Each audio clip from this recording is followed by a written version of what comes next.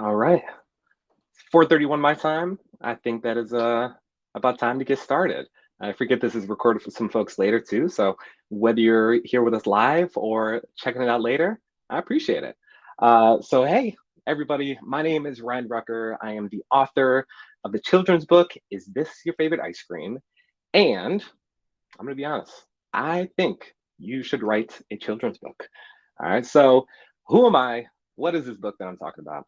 So, I'll give you the introduction. So, I'm a children's book author. I already mentioned my book, Is This Your Favorite Ice Cream? I'm a writer here on Medium.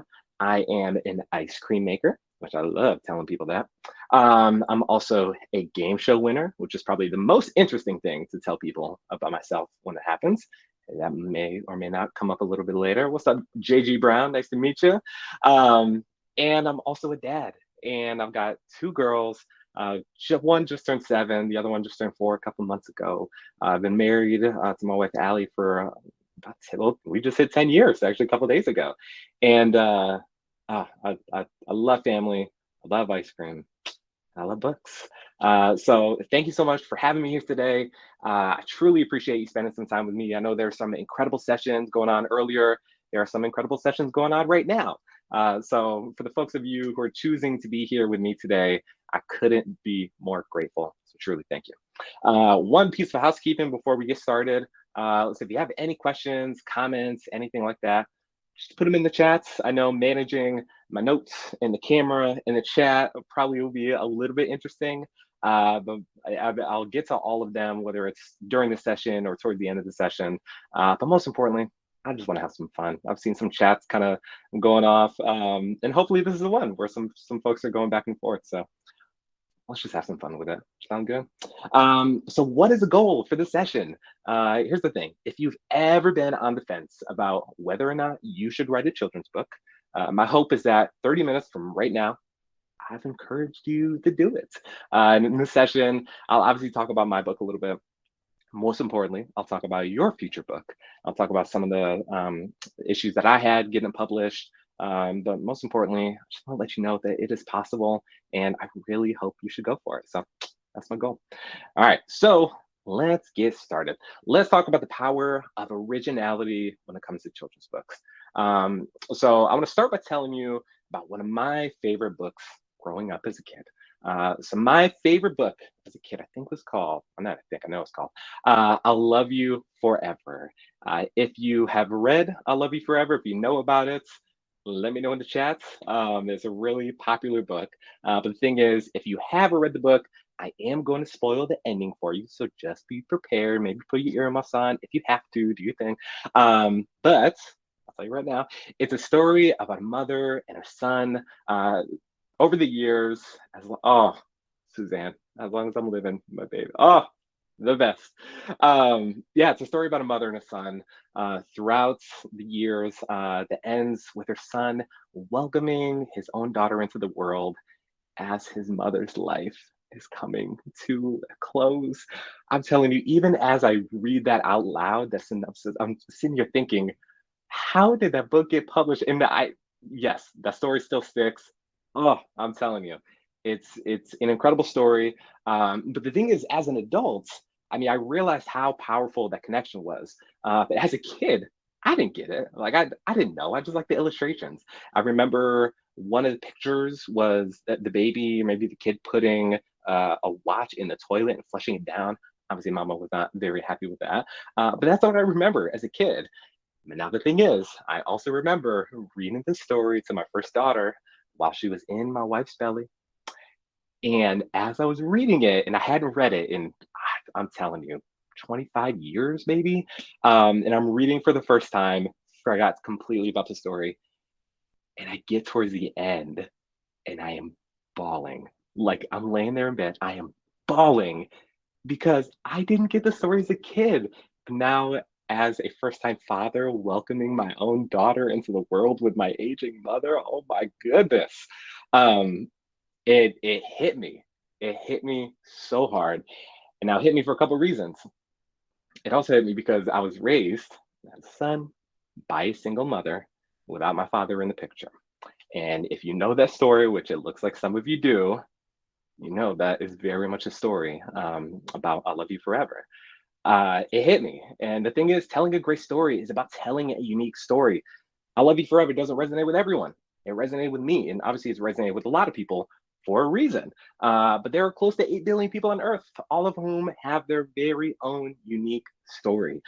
So I grew up in a world where the overwhelming majority of books featured white kids. And now you look at me, I'm half white, but I'm half black. I identify as black. The world sees me as black. So when I was a kid, I saw the majority of stories that featured white kids, which that's how it was in '80s and '90s, and things are changing obviously a little bit now. But the thing is, like, if a book when I was a kid did feature a black kid, it was typically about slavery or the civil rights movement. Obviously, both really important topics. But sometimes I just want to read a story about a kid who looks like me, who just like I don't know, eating ice cream or just is going to the circus or just having a good time, not doing anything to do with the civil rights movement or slavery. Those stories are really important. But those aren't our only stories. We need to be able to see ourselves in it. So my book, Is This Your Favorite Ice Cream, is very much unique to me as an author. Now, as an adult, I love fatherhood and ice cream. If you ask anyone for two identifying factors about me, they're more than likely going to say, "Oh yeah, Ryan, I know he likes being a dad, and I know he likes ice cream." That's just what typically what people know about me. I wanted to incorporate those worlds into one. So, Is This Your Favorite Ice Cream? Is about a father and a daughter who travel the country in search of their favorite ice cream. So, like I mentioned, I didn't grow up with my dad. So, a story of a father taking his daughter on a road trip, even stopping in his hometown to share where he fell in love with ice cream. That was unique. That was unique to me in the way I wanted to tell the story. So, what is the significance of my perspective? Thing is, no one else can tell my story. There are stories about road trips. There are stories about girl dads. Plenty of stories about girl dads. There are plenty of stories that talk about ice cream. The thing is, like all three of these topics, none of them by themselves are like super unique. You'll find a billion books about all of those. But no other book tells the story of that connection between a father and his daughter, utilizing ice cream as that connection between those worlds. So that's why it's unique to me, and that's why I wanted to tell it. So now let's talk about finding your story. Enough of me, enough of my story. Da, da, da, I could go on about it all day. Let's talk about your story. All right. So how do you choose the right theme? So you might be asking yourself. A lot of people ask themselves, well, who would want to read my story? Who would care about my story? And let me be honest with you, plenty of people. All right, we already talked about there are almost 8 billion people on this planet, and you don't think that you could find maybe even just a couple people who'd enjoy your perspective, who'd enjoy your story? Like I'm telling you, somebody, it will resonate with somebody. There are books about incredibly strange and super niche topics. One of my daughter's favorite books is about a llama doing Christmas shopping, not necessarily a book who I would think would be super successful, but it sold thousands, hundreds of thousands, mil. I don't know. I don't know the calculations on it. Llama Llama Pajamas, that book. If you ever read it, one of my daughter's favorite books, and she loves it. All right, so that's how storytelling goes. I mean, the things you remember early back in the pandemic, who would have ever thought that a story about a gentleman who calls himself the Tiger King would resonate with so many people across the globe? Why? I don't know. I don't understand sociology at that level. I truly don't. But it resonates with people for one reason or another. So now, when writing a story, you have to understand you got to embrace its diversity because everyone has a story worth telling. Maybe your story features a kid in a rural part of the country who wants to impact their community. Maybe it's about a kid from the Philippines who, I don't know, let's just say this kid loves and falls in love with country music. All right, is that a story that is on the shelves? I don't know. If it is on the shelves, let me know because that'd be pretty interesting to check out. But kids resonate with stories where they can see themselves. And every single kid deserves to see themselves in a book. So I believe the stories about personal experiences and connecting with readers through their everyday experience matter. There's an organization called Barbershop Books that I've partnered with them in the past. Their entire mission is to encourage young Black boys to read. Now, what they do is they have barbershops. They're based in New York, but they're set up all over the country. They have barbershops set up a little section for a 4 books be in there. So when kids are getting their haircut, they're getting lined up, getting faded, all those good things. They can read a book to their barber. They can read a book themselves, and it just promotes and encourages literacy.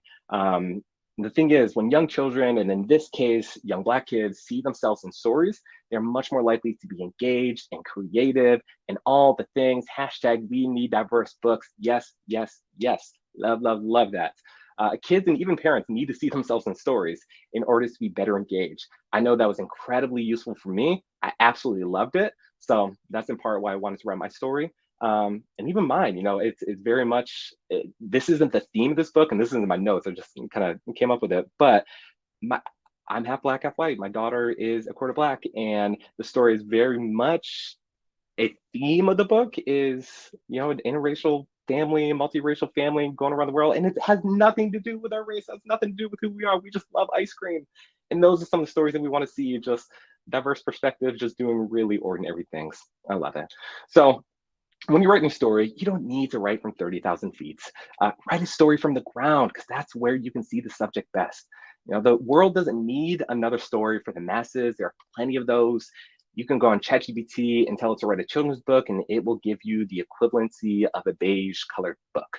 That is the absolute truth. It can do it, but can it do it well? I don't think so. That's not my opinion, I'll say.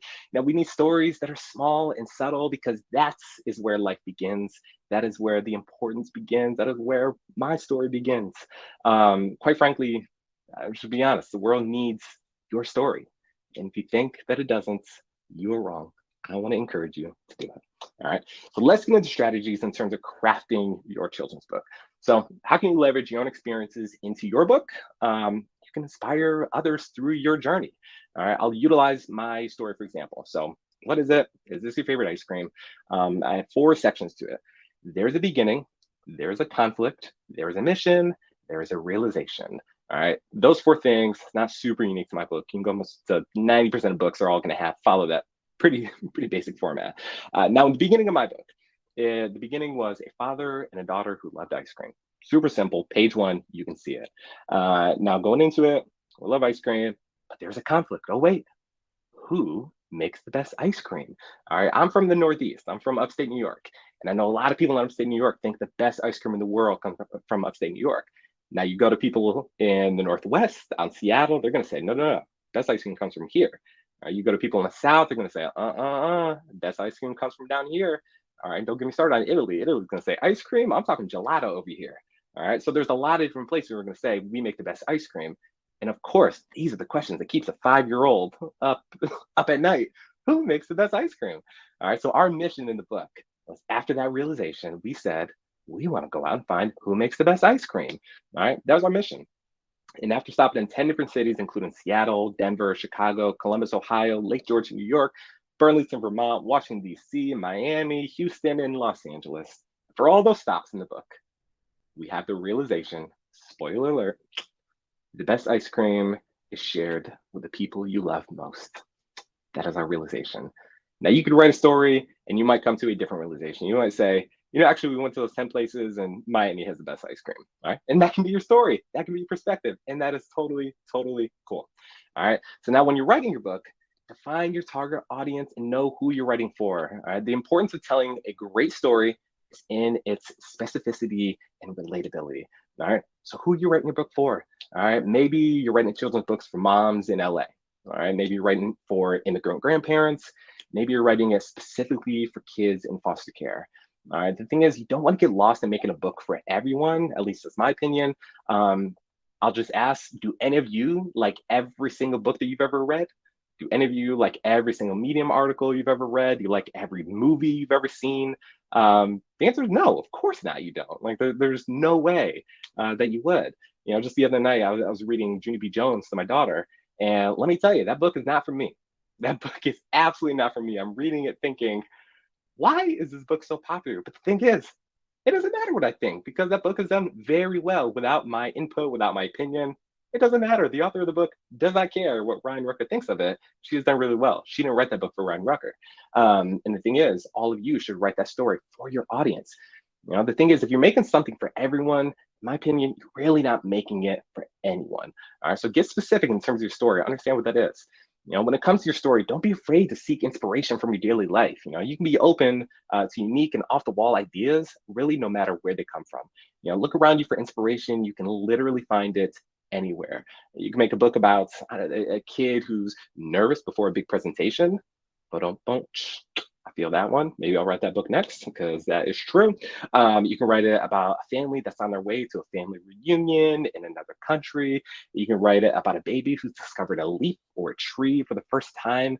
You can write a book about a girl and her dog who travel through space to go to Neptune. You name it. Literally everything is on the table. All right. So, and also, in order to tell a great story, you need to read a lot of stories. So, read a ton of books for every age. Study their stories and why they resonate. Ask yourself, what made that resonate so well? Why did this resonate with not only me but other people? Find the author on social media. This is something I love to do. I love to find authors on social media, see what they're talking about, see their other books.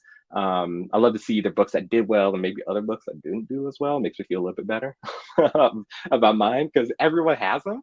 But most importantly, just read, read, read. Super important. All right. Another strategy for writing a great children's book is to go out and collaborate and find a community of writers. There are a lot of great communities for writers. Obviously, we're in one right now. Medium is a phenomenal place to find some great people. Twitter or X or whatever it's called nowadays, that can be a great place to learn from some people. I know I've definitely found some writing communities on Twitter that are really good. Also, when I was publishing my book, the subreddit self-publishing was super helpful for me. Some great advice, some bad advice, but realistically, you can find some great communities in there too. So there's that. Now, let's talk about turning your inspiration into reality. So what does a writing process look like? Now, I'll start by sharing my personal experience with my book from start to finish. So my book took about 4 years to finish. Now, your book hopefully will take shorter. There are some books that take longer. But I wrote my book in 2018, and I wrote it before we found out that we were having my second daughter. And so when I wrote it, it's very much about a father and his one daughter traveling the country to find their favorite ice cream. So over the course of 2 years, obviously my second daughter was born, wasn't super focused on getting this book out there. I also didn't really know how to. I'd never done this before. So over the course of 2 years, I worked on it, did this and that, contemplated, do I self-publish it? Do I go traditional? Traditional gets in the book, self-publishing, I don't really know. Obviously, if you go traditional, you can find a literary agent. So there's that aspect if you want to go that. But if you go self-publish, you obviously own your own work, you own your own stuff. So I was kind of in between those two worlds. Now, the thing is, I told you earlier, I'm a game show winner. And this is where that experience comes in because in the strangest turn of events in my entire life, I can truly say that. In 2020, I was invited to go on Ellen's Game of Games with Ellen DeGeneres. And miraculously, over the course of a couple games and a couple weeks and all the things, I won. I don't know how, but I won. And it was insane. And I didn't expect it. And ultimately, yeah, when I got to the end, Ellen was like, "What would you do if you win the money?" I was like, "I don't know. I could write a children's book." And then I answered a bunch of questions in 60 seconds and I won a bunch of money. And that was my funding literally for self-published children's book. And now the thing is, as insane as that is, clearly never would have expected that, but also it was kind of catapulted me into, well, I guess I can do this now on my own because I had a story that I wanted to tell. So I ended up going the self-publishing route. Also in part because around the time I did reach out to a literary agent who chose not to publish my work, which is totally fine. She gave me some great feedback. Then I did reach out to a buddy of mine who has his own children's book. He self-published it, and I'll never forget, he invoked Jay-Z, Sean Carter, and he said, "It's always better to own your own work." Shout out to Jay-Z and shout out to Taylor Swift, because that is why she is recording all her stuff right now. Not in the notes. We're going to keep on going because I'm already off track. All right. So in terms of writing book, it took a lot of drafts and revisions to perfect my story. Here's the thing. Keep going back to your story. It took me 2 years to go back. Didn't have to take me 2 years, but I keep on going back and I'll tweak a little thing. For example, one of the places we ended up going was Miami, but we were supposed to go to Orlando, Florida. I wanted to incorporate Disney, but then I thought about the trademark issues. I ain't trying to mess with Disney. So I said, let's just go to Miami and let's not mess with anything Disney related. So I tweaked a bunch of little things like that. kept on showing to people because you want to ask yourself, does this make sense? Does this story make sense? Does this place make sense? And also read it to other people. Ask them, does it make sense? All right. So, what are some of the biggest challenges when it comes to writing the book? Here's the thing. Sometimes you don't know if you're on the right path. There's so many ideas that are floating around. It can be really difficult to know when and if you've even landed on the right one. But I'll just say, keep on going, keep on writing, and it will come to you. We're obviously in a community of writers right now, so I'm not concerned about any of you in terms of that. All right, feedback can be really helpful, but it can also throw you off course. All right, I'm a big fan of getting feedback, but know where it's coming from. All right, I'd recommend really getting from some feedback from people who are in the industry, who have done it before, because like I mentioned, if you're writing that story about a girl and her dog going to Neptune, like that might not resonate with everyone, and that's okay. But you just want to get feedback from people who have done it before.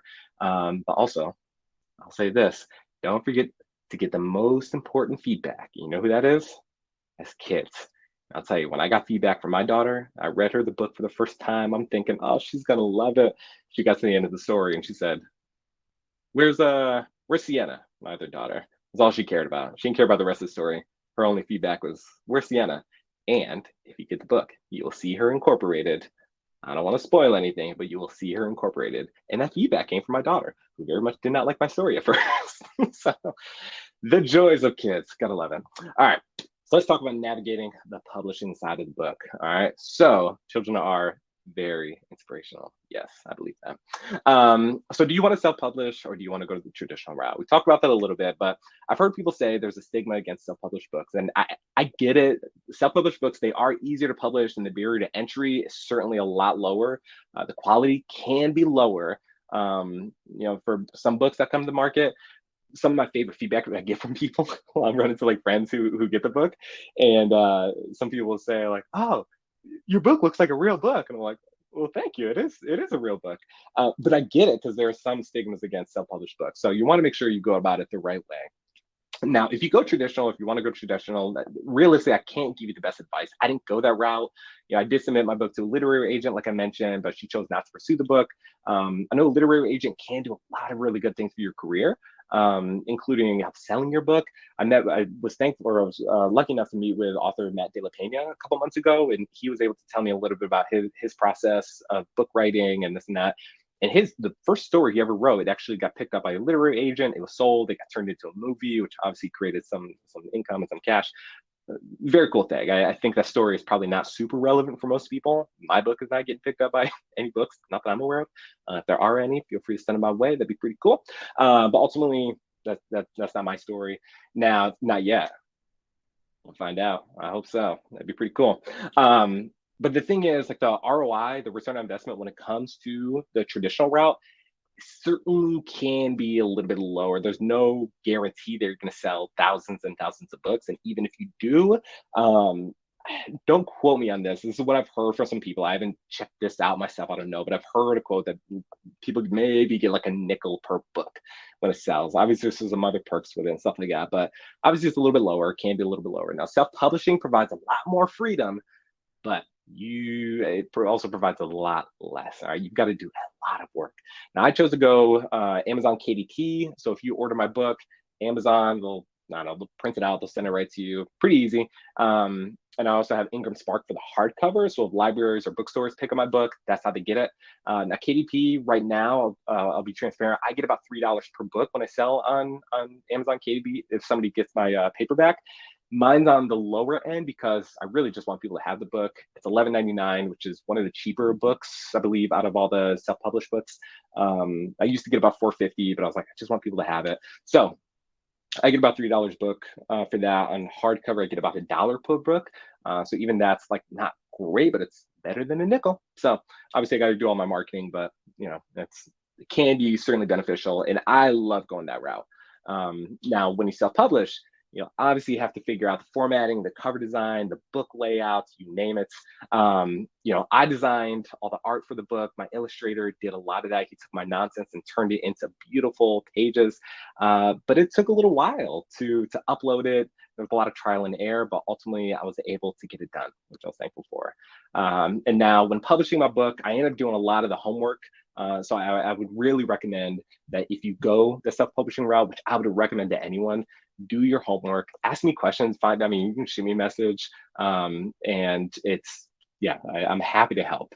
Yeah, children's literature is the most difficult genre to get in. It can be because I think a lot of people, if you've ever read Jimmy Fallon's like Mama and Dada book, like I remember I read that and I was like, you gotta be kidding me. Like quack, mama, quack, like Jimmy Fallon wrote this and it sells like a billion. Okay. All right, cool. Yeah, it can be a difficult genre to get in. So I also recommend self-publishing. Now, lastly, let's touch on marketing. I know we got 4 minutes left, so I want to touch on marketing. Also, if you have any questions, shoot them in the chat. I haven't done a great job of looking at all of these, but I'm happy to answer all of your questions related to it. But lastly, you really want to talk about marketing. All right. Number one, make sure you tell people your book is available. Because you just fell in the shade. Oh, love that. Yeah, make sure you tell people that you have a book. I mean, I can't tell you how many people I meet, and then like, I don't know, 10 minutes into a conversation about them, they're like, oh yeah, I wrote a book. I'm like, lead with that. Tell me that. I want to know about it. You know, the biggest mistake authors will make, especially self-published authors, they just don't tell people it's available. You know, and the thing is, just because you post about it doesn't mean that everyone's going to see it, doesn't mean that everyone's going to care initially.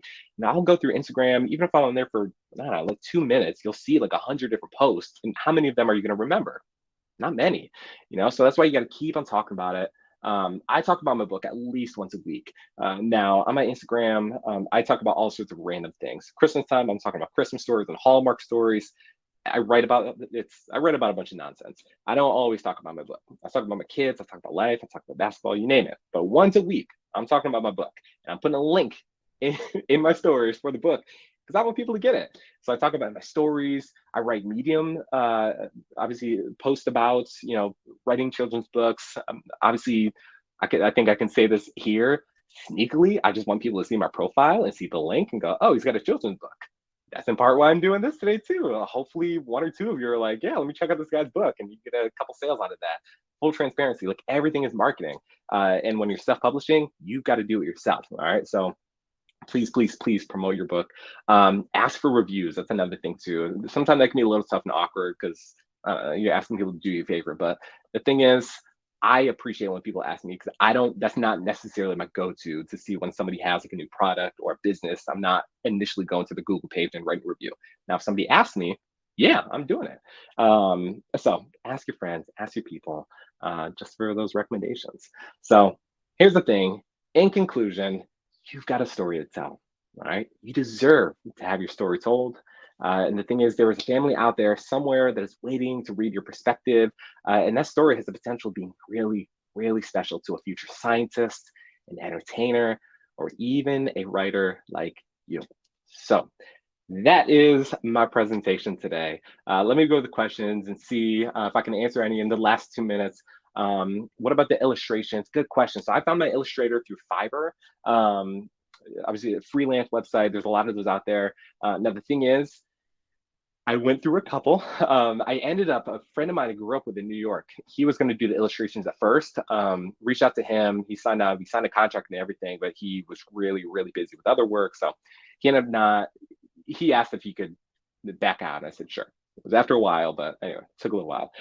Went through a couple other illustrators, including one where I got a really, really bad illustration back. And then eventually I did find my person who ended up doing this book. I realized I haven't even shown this. So then I'm putting all this together, which I'm super, super thankful for. Absolutely love it. Amazing guy. Where's the best place to buy your book and where will you get the most profit? Thank you very much. I appreciate that. Amazon is probably the best place to get it. Yeah, it's $11.99 for paperback. Best bang for your buck. The hardcover is available. I think it's $18.99. So if anyone wants a hardcover, you can do that. Yeah, that one, I just tell people to get the paperback. It's way cheaper. I mean, you can tell like the quality is still really, really good. I don't have my hardcover in here, but yeah, I love the way that this turned out. So there's that. There's that. Half of this presentation. I'm very glad I did. Thank you, Jacqueline. I appreciate you're here. Gigi Brown, I appreciate you. Jennifer, I appreciate you. Selena's, I think I answered that question. Really, really appreciate that. Taryn, thank you. To Honor, hope I can get connected with all of you on Medium because I would love to read your stuff. But thank you for being here. Enjoy the rest of the day's presentations and take care.